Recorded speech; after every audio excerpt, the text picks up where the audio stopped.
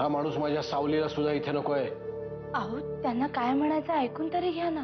ज्या माणसाच्या जिभेवर येणारा प्रत्येक शब्द त्याच्या बायकोच्या डोक्यातून येतो त्या माणसाशी संबंध ठेवायचा नाही. मला माफी मागायची तुझी. म्हणजे कोणाची तरी माफी मागता येते तर तुला? कोणाची तरी नाही, पण माझ्या दादाची माफी मला नक्कीच मागता येते.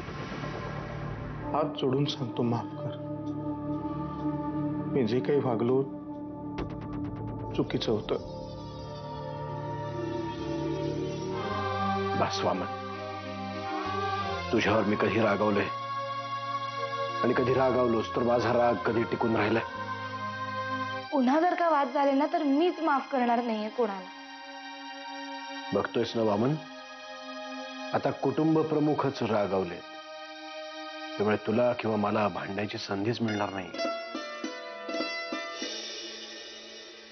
माझ्यावरचं तुझं प्रेम मला चांगलंच माहिती आहे.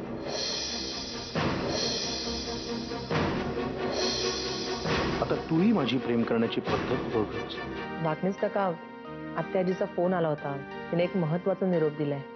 त्यांना म्हणावं फोनवर बोलण्यापेक्षा लवकरात लवकर परत या इकडे. तिला इतक्यात नाही जमणार आहे यायला. अहो येता येणार नाही म्हणजे काय? आपण थांबवलंय बारसं त्यांच्यासाठी. हो हो, पण ती तब्येत अचानक बिघडली आहे आणि डॉक्टरांनी तिला बेड रेस्ट घ्यायला सांगितली आहे. खरं तर वाकणीच म्हणाले होते ते काहीतरी करतील म्हणून, पण आत्याबाईंची तब्येत जरा जास्तच बिघडली. पण दादा काहीतरी करायलाच हवं ना. अरे बाळाचं नाव ठेवणार कोण नाही तर? नाव ठेवायला कोणीतरी घरातला जाणतं माणूस हवं ना. बाबा, मला वाटतं आपण प्रभात त्याला सांगूया का? तसंही बऱ्याच दिवसात ती सुद्धा आली नाहीये घरी. कुणीही आलं ना तरी आपल्या माऊचं नाव आपण गायत्रीच ठेवायचं, कारण मी माझ्या सगळ्या मित्रांना सांगितलंय की आपल्या माऊचं नाव गायत्रीच असणार आहे. अजिबात नाही, माऊचं नाव माहीच ठेवायचंय.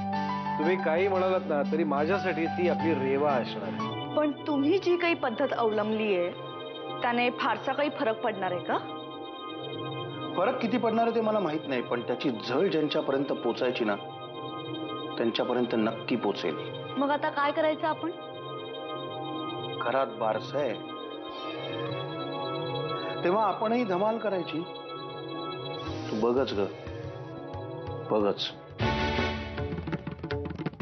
त्या घरात यांनी माझे जेवढे अपमान केले आहेत, जेवढे घाव घातले आहेत ना, त्या प्रत्येक अपमानाची, प्रत्येक घावाची मी कशी परतफेड करतो ते. आई असताना प्रभात त्या नेहमी यायची घरी. बाबा आणि ती राजकारणावर किती गप्पा मारायचे. पण मग अचानकच तिचं येणं बंद झालं. खरं कारण ते नाहीये. प्रभाताईचं येणं जाणं वहिनीच्या जाण्यानंतर नाही, तर जानकीच्या येण्यानंतर थांबलं या घरात.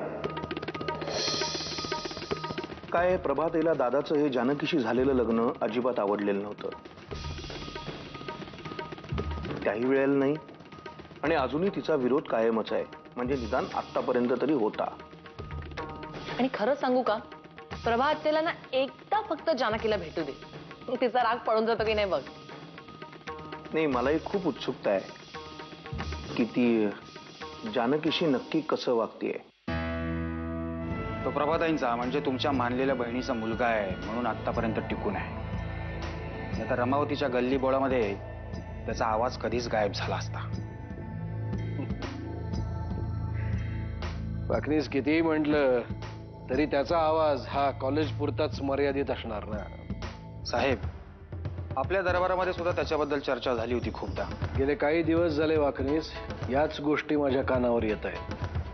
मला प्रभाशी संबंध पुन्हा प्रस्थापित करण्याची अजिबातच इच्छा नाही, कारण तिचा जानकीला विरोध होता आणि मला ते मान्य नाही. राहिला प्रश्न तिच्या मुलाचा, विक्रांतचा, त्याच्याबद्दल बरेच दिवस मी काय काय ऐकतोय. राजकारणात एखाद्याला प्रमाणापेक्षा जास्त माफ करणं सुद्धा मूर्खपणा ठरू शकतो.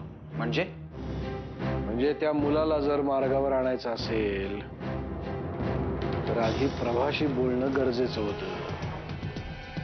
कळलं?